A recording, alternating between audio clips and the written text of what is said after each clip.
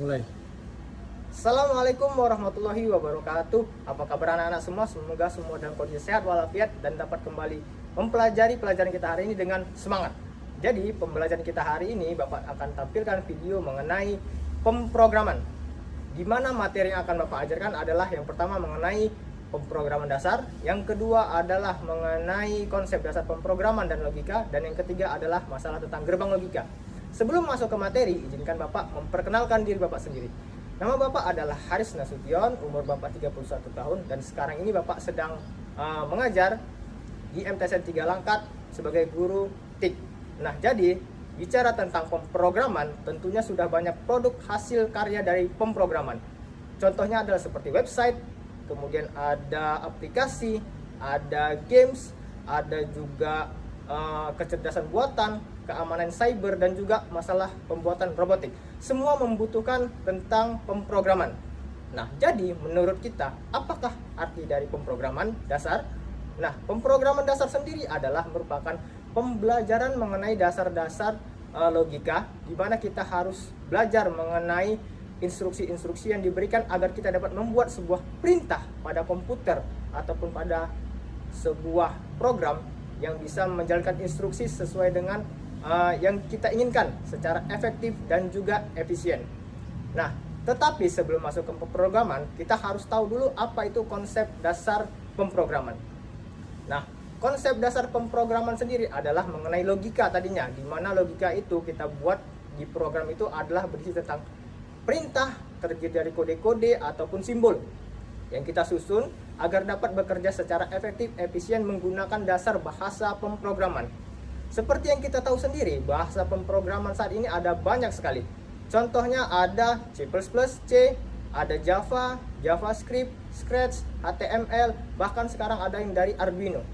Di mana semuanya mempunyai fungsi dan juga mempunyai keunikan sendiri-sendiri.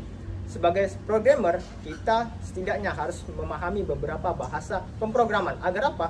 Agar apa yang kita buat, contohnya seperti website atau aplikasi, dapat kita maksimalkan hasilnya atau produknya nanti. Sudah? Nah, jadi untuk memahami konsep dasar tadi, harus memahami juga apa yang namanya logika. Kalau kita bicara masalah logika, tentu kita bicara masalah pemikiran kita. Tentunya dari pelajaran seperti matematika, kita sudah tahu apa itu konsep logika. Nah, jadi konsep dasar logika tadi adalah kita dapat melatihnya melalui mata pelajaran ataupun materi-materi mengenai gerbang logika. Saat ini Bapak akan memberikan beberapa contoh-contoh gerbang logika. Gerbang logika Bapak contohkan yang pertama itu adalah gerbang AND.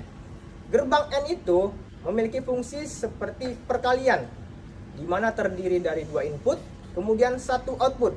Di mana fungsi dari gerbang AND sama dengan fungsi seperti perkalian. Kalau inputnya Bapak berikan 2 angka 0, berarti melewati gerbang AND outputnya berapa? Berarti kalau 2 inputnya 0 sama dengan 0 kali 0 hasilnya adalah 0. Karena gerbang logika sama dengan fungsinya tadi AND tadi adalah untuk perkalian. Yang kedua ada gerbang OR. Gerbang OR ini memiliki fungsi sama seperti penjumlahan, di mana jikalau 2 input yang diberikan melewati gerbang OR, itu outputnya harus sesuai dengan fungsi dari gerbang OR tersebut. Karena gerbang OR penjumlahan, jikalau inputnya 2 diberikan 0, maka 0 tambah 0 hasilnya adalah tetap 0. Nah, jikalau 2 inputnya 1, maka hasilnya 1 tambah 1 hasilnya adalah 1, bukan 2. Karena setiap gerbang logika hanya mendeteksi bilangan biner, yaitu angka 1 ataupun 0. Contoh yang ketiga gerbang logika adalah gerbang NOT. Gerbang NOT sendiri terdiri dari satu input dan juga satu output, di mana fungsinya adalah membalikan keadaan input yang diberikan. Contoh, jikalau kita berikan input 1 melewati gerbang NOT, maka outputnya akan kebalikan dari inputnya. Jikalau inputnya 1 berarti outputnya menjadi 0. Jikalau inputnya 0 berarti outputnya menjadi 1. Contoh gerbang yang ketiga adalah gerbang NOT AND, di mana ini adalah gerbang logika gabungan dari gerbang AND dan juga gerbang NOT. Nah, jikalau sudah menjadi gabungan, dia menjadi NOT AND atau NAND, di mana contohnya adalah Bapak berikan 2 input 0 melewati gerbang NOT AND ini. Jikalau hasilnya di N adalah 0, karena dia digabungkan dengan not, maka di hasilnya tidak 0, menjadi 1. Itulah kebalikan dari gerbang not N.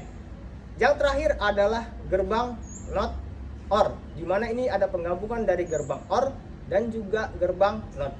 Gerbang OR sendiri tadi Bapak jelaskan adalah tentang penjumlahan. Jikalau inputnya Bapak berikan 0, maka hasilnya adalah 0. Tetapi karena digabung dengan gerbang not, maka hasilnya bukan 0, menjadi 1.